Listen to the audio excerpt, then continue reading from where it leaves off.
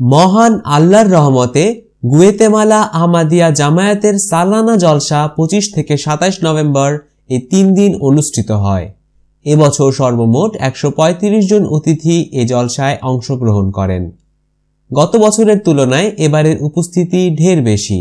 স্থানীয় লোক ছাড়াও মেক্সিকো, কোস্টারিকা এবং পেরু থেকে অনেকেই এই জলসায় উপস্থিত হয়েছিলেন। মাওলানা ইব্রাহিম বিন ইয়াকুব সাহেবের তত্ত্বাবধানে জলসার প্রথম সেশন শুরু হয়। সর্বস্তরের জনসাধারণ এ সালানা জলসায় যোগদান করেন।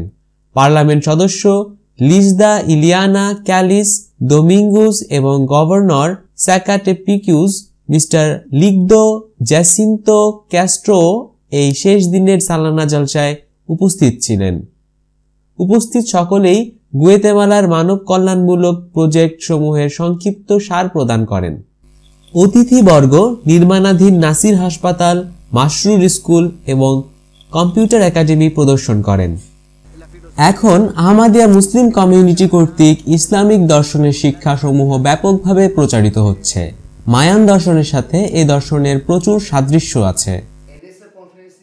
এ ধরনের সভায় আমরা ইহুদি, খ্রিস্টান, বৌদ্ধ সহ সকল ধর্মের মানুষদের আমন্ত্রণ জানাই, যাতে তারা সকলে একই মঞ্চে মিলিত হয়ে শান্তি আলোচনা করতে পারে। এই জলসা পৃথিবীর বিভিন্ন স্থান থেকে আগত অংশগ্রহণকারীদের মধ্যে পারস্পরিক সৌভ্রাতৃত্ব সৃষ্টির পরিবেশ ও সুযোগ এনে দেয়। আল্লাহর রহমতে এ পর্যায়ে 7 জন ব্যক্তি ইসলামের সত্য বার্তা গ্রহণ করেন। আলহামদুলিল্লাহ, এবছরের গুয়েতেমালা সালানা জলসা অত্যন্ত সফল হয়েছে। কাজী হিসাম, MTA নিউজ, USA।